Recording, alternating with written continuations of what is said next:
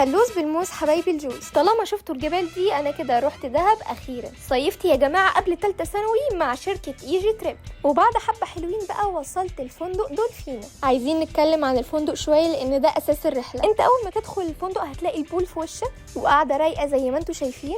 الستايل اصلا هادي جدا وجميل جدا في التصوير، وفي بار تقدروا تطلبوا منه اي حاجه تشربوها. الفندق من جوه بقى يا جماعه تصميمه تحفه جدا، تصميمه تراث يوناني، حاجه في الكلاسيكي منه. انت تقدر تاخد صور تحفه. وقيم ستايل الفندق تحفه من 10. ندخل على الغرف زي ما انتم شايفين، انا مش محتاجه احكي عن التحفه. الغرفه مش بيبقى ناقصها اي حاجه، بيبقى فيها تلفزيون، تكييف، وكل غرفه بيبقى ليها ماستر، وبيكون في فرن كمان، وفي غرف سنجل ودبل وتريبل، وفي سداسي وسباعي و6 في 7 و8 في 9 اللي انت عايزه. نسيب كل ده بقى ونطلع الروف. الروف ده قادر يفصلك عن اي مود سيء، تبقى بقى قاعد على الروف وسط فيو الجبال وانت رايق، وتقدر تفصل دماغك شويه الصبح قبل ما تستلم الفطار من الفندق، وتتصور عند المرايه الايقونيه دي.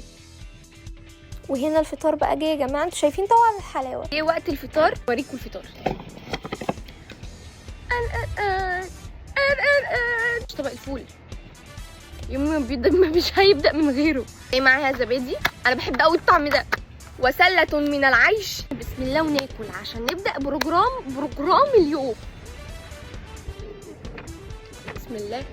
الفول ده جامد. ممكن اقول الفول ده جامد تاني. العصير. انا يومي كده بدأ صح ونص. وقبل ما نبدأ الرحلات لازم ناخد غطس في البسين ونصور كام تيك توك. جينا 5 نمشي 5، جينا 5 عايزين نمشي 5 على طول كده. على طول رحنا على شاطئ اللاجونة، واول ما بنوصل بنستلم الويلكم درينك هناك، وفي خيول هناك بقى بتمشي وسط البحر، تقدر تاخد صور تحفة. طبعا انا والعيلة بنحب المغامرة فركبنا الموزة. بصراحة رحلة اللاجونة بالنسبة لي كانت 12 من 10. عم الطبيب جنب الشمال على بالليل خدنا بعضنا وطلعنا على جبل الطويلات. بيكون في اجواء هنا تحفه تحفه تحفه، حفلات واغاني وهيصه.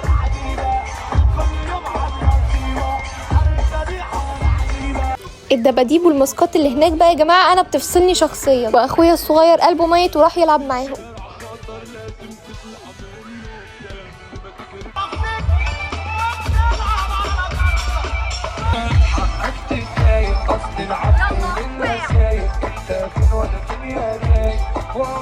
بجد بقى هنا شابوه لراجل التنوره.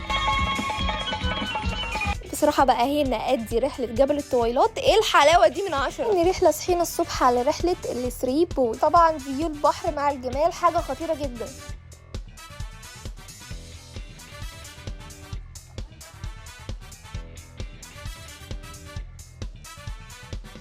اخويا هنا كان مستجم اكتر مني تقريبا. عايزه اقول لكم ان ده مكاني المفضل اصلا، لاني باخد صور تحفه هنا، بحس ان انا انتمي لهذا المكان. تقريبا الجمل هنا كان مفكرني خصايه. بعد ما قعدنا شويه في الثري بول بنروح على طول على مكان ركوب اليخت. المكان بقى المفضل ليا هو اليخت فعلا. بتستجم، بيكون في حفلات حلوه قوي في اليخت، بتعمل سنوركلينج في اليخت، وبتاخد صور حلوه قوي برضو في اليخت. فانا قايم رحله 3 بول واليخت 3,476,000 من 10. نطير بقى على اليوم اللي بعده رحله سفاري، الرحله المقربه الى قلبي. نكون كلنا ماشيين لاين واحد على فيو تحفه لحد ما نوصل لمكان الجبال. نقعد بقى ريست ربع ساعه، بناخد صور في الجبال حلوه، وبنروح تاني بنفس الطريق. طبعا انا راجعه هنا مفرهده، بس ادي الرحله تريليون من 10. على بالليل بقى طلعنا على جبل اسمه جبل الطباخ. في شو الفاير هناك بقى، اوعى وشك. انا كنت قاعده منبهره صراحه. الاجواء هنا بقى فجاه قلبت اكنك في حفله تامر حسني.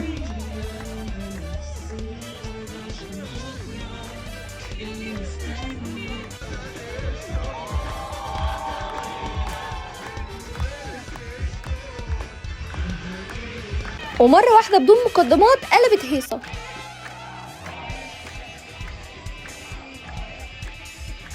بصراحة بقى أنا قيم جبل الطباخ طبخة هنية من 10. فبجد تقييمي للرحلات كلها تحفة، لأن ايجي تريب كانت منظمة كل حاجة، ذهاب وعودة ورحلات. أما بقى عن الفندق، شزار دولفينا ده من أحسن الفنادق اللي أنا رحتها بجد، يعني أنا مبسوطة فيه قوي. أنا ممكن أعيش حياتي كلها هنا. وبالنسبة لي كانت أحلى أيام قضيتها مع شركة ايجي تريب. وبس كده، باي.